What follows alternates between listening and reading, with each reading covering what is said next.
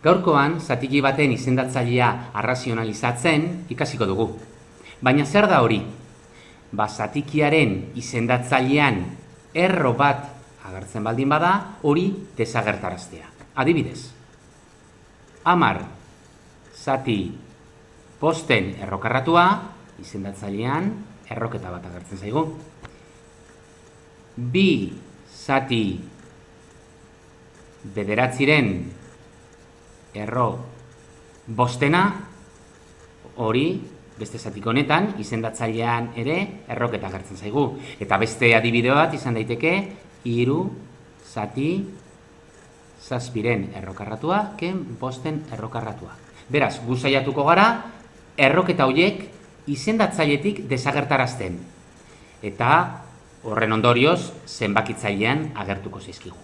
Baina zelan egin? Az gaitezen pausoz pauso eta kasuz kasu. Lehenengoa, demagun izendatzailean errokarratua agertzen zaigula. 2 zati 6ren errokarratua. Zatiki hau, edo zatiki honen baliokide bat lortzeko, izendatzailean, zenbakitzailean eta izendatzailean zenbaki berdinagatik biderkatu dezakegu. Eta zein izango da zenbaki hori? 6ren errokarratua. Zergatik? Orain ikusiko dugu. Guk izendatzailea eta zenbakitzailea 6ren errokarratuagatik biderkatzen badugu, 2 bider 6ren errokarratua, eta izendatzailean 6ren errokarratua bider 6ren errokarratua, 6ren errokarratua, ber 2. Beraz, goian dagoen bezala uzten dugu, eta izendatzailea errokarratua, hau da, errotzailea 2 eta berretzailea 2, simplifikatu egiten dira, eta 6 gelditzen zaigu. Beraz, lortu dugu izendatzailean erroa desagertaraztea. Zatiki hau, orain, kasu honetan, simplifikatu daiteke. 2 hemen dagoen 2 batekin. Beraz, erro 6, edo 6ren errokarratua, zati 3. Eta lortu dugu erroa desagertaraztea. Egin dezagun orain bigarren kasu bat. Bestelako erroak ditugunean. Adibidez, izan beharrean, izendatzailean, errokarratu bat baldin badugu, 2 berriruren erro, zazpigarrena adibidez, nahiko altua, zazpigarrena, era berean jokatuko dugu. Hau da, zatiki baliokide bat lortu behar dugu. Zatiki baliokide horrek errorik ez du izan behar izendatzailean. Zelan lortzen dugu hau izan da? Fijatu gaitezen hemen zelan aukeratu dugun biderkagaia. Errotzailea, hau da, hemengo 2 hori hemen ere mantendu dugu. Hemen gauza bera egingo dugu, hau da. Erro zazpigarrena izango da. Baina, fijatu zaitezte, lehen simplifikatu alizateko berretzailea eta errotzailea biak berdina dira, 2 eta 2. Hemen ere gauza bera lortu behar dugu, hau da. 2 honek berretzailean 7 izatea. Eta berretzailea 7 izan dadin, hemen falta zaizkigunak 7 izateko 4 dira. Goian ere, biderkaigai berdina jarriko dugu. 2 berlauren erro 7garrena. Egin ditzagun orain eragiketak. Zenbakitzailean, 3 bider, 2 berlauren erro 7garrena. Eta izendatzailean, fijatu zaitezte, zer gertatzen den. Badugu hemen erro 7garrena, biak dira erro 7garrenak, baina badugu 2 berriru bider 2 berlau. Eta 2 berriru bider 2 berlau, 2 ber 7 da. Beraz, egin behar dugun gauza bakarra da, zenbatu, zenbat falta zaizkigun, zenbat biko falta zaizkigun, 7 izateko. Lehengo kasuan bezala, zenbakitzailea dagoen bezala gelditzen da, hemen 2 berlauren erro zazpigarrena, eta hemen behan zazpi hau zazpi honekin simplifikatzen denez, bi. Lortu dugu erroa desagertarazte. Hirugarren kasua bada pizkat desberdinagoa. Horretarako gogoraziko dizuet erabiliko dugun tresna bat. Identitate nabarmen bat. Bada identitate nabarmen bat hau diona. A gehi B bider A ken B beste era horretara idatzi daitekela. A karratura ken B karratura.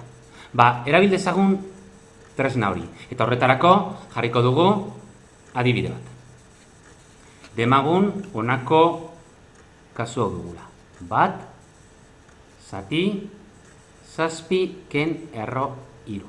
Ikusten duzu, izendatzailean erro bat dugula. Zer biderkatzen diegu zatiki honi, erro hori desagertarazteko. Esan dizuedan bezala, tresna hau erabiliko dugu. Fija zaitezte, zazpi, ken, erro, hiru. A, ken, B. Beraz, agian, A gehi berengatik biderkatuz, lortuko dugu hemengo hau. Egin dezagun hori. Zazpi ken erro hiru. Zazpi ken erro hiru, egin dezagun orain, zazpi gehi erro hiru. Bider, zazpi gehi erro hiru. Eta argiako ikusteko, parentesien artean, jarriko ditut. Beraz, hemen, zenbakitzailean ere, zazpi gehi erro hiru. Beti, zenbakitzailean eta izendatzailean, zenbaki berdinagatik. Orain, kontuak egiten baldin baditugu, bat bider adierazpen hau, zazpi gehi hiruren errokarratua. Eta izendatzailean zer gertatzen da? Identitate nabarmen hau aplikatuz, bestera batera horrela idatz daiteke. A karratura, zazpi karratura. Ken. B karratura, B da hiruren errokarratua. Hiruren errokarratua, karratura. Egin ditzagun kontuak, goian dagoen bezala. Eta izendatzailean, zazpi karratura, 49. Ken eta hiruren errokarratua, karratura, hiru. Beraz, gelditzen zaigu, zazpi gehi hiruren errokarratua, zati 46. Eta lortu dugu erroa izendatzailetik kentzea. Egin dezagun beste adibide bat. Hau pizka komplikatua data. Bi zati erro bost edo bosten errokarratua gehi hiruren errokarratua. Zer biderkatuko diogu kasu honetan? Kasu honetan hemen batuketa dugunez, biderkatuko dioguna izango da kenketa. Hau da, bosten errokarratua ken hiruren errokarratua eta izendatzailean gauza bera. Kontuak, bi bider hemen dagoena. Bi bider erro bost ken erro hiru. Eta izendatzailean identitate nabarmen aplikatuko dugu. A karratura, A bosten errokarratua.